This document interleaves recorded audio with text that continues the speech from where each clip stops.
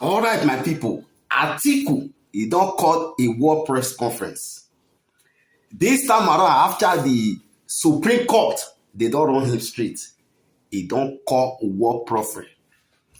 Atiku said no be he lose, say na Nigeria na he lose. He said this is a lose to Nigeria.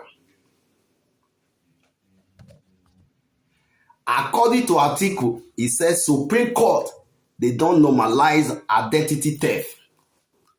He said they don't normalize forgery. He said anybody can just go now and forge the result and begin to contest. Now waiting Atiku talk for this press conference. He said a lot of things. He said for this lose, he said not be he lose. He said what he was pursuing is for Nigeria interest, the national interest, for the judiciary to save Nigeria. But he said as it be like this, so be like say they don't mortgage the judiciary system of Nigeria. Guys, I don't want this video to too long. Here waiting Atiku talk during his press conference when he was addressing the world. I will see you again for more video. Thank you. Jury as it has done.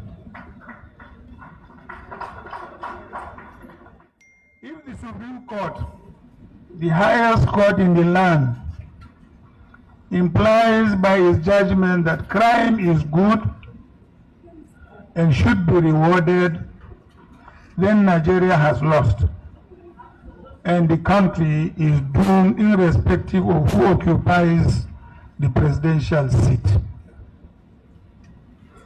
If the Supreme Court decides that the electoral umpire, INEC, can tell the public one thing and then do something else in order to reach a corruptly predetermined outcome, then there is really no hope for the country's democracy and electoral process.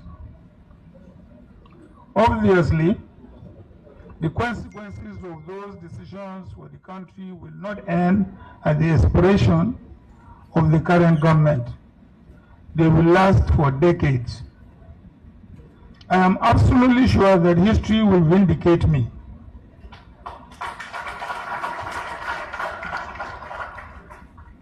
We now know what the Supreme Court has decided. At critical points in my political life, I always ignored the easy but ignorable path in choosing the difficult but dignified path, the path of truth, of morality, of democracy, and the rule of law. I always chose freedom over servitude. Whatever the personal discomforts my choice entails. When I joined politics, the critical challenge was easing the military out of power so that civilian democratic governance could be restored in Nigeria. It later became a very defining struggle, and as one of the leaders of that struggle, I was targeted for elimination.